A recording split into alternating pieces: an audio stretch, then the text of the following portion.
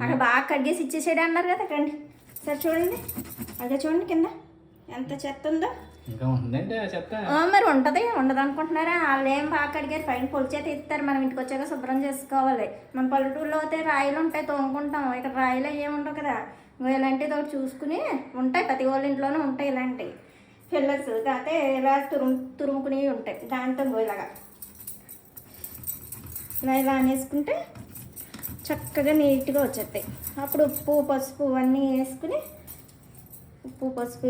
చక్కగా మొక్కలకి పట్టించేసి కడుక్కున్న 4-5 సార్లు కడిగేసుకుని పుల్లటి మజ్జిగ ఉన్నది ఫస్ట్ ఉప్పు పట్టించేసి శుభ్రంగా ఇలా అనేసుకోవాలి. అప్పుడు నీసు వాసన అంతా పోతుంది. అప్పుడు 3-4 సార్లు కడిగేసుకున్నాక పుల్లటి మజ్జిగని పసుపు వేసుకుని మళ్ళీ నీట్గా కడిగేసుకుంటే నీసు వాసన ఏమి ఉండదు, కూర కూడా సూపర్గా వస్తుంది అన్నమాట.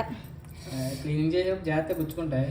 ఇంకో ముళ్ళు గుచ్చిపోయినాయి, ఇంకో చెయ్యి అంతా చిన్నగా పడిపోయినాయి అప్పుడేని. ఓకేనా?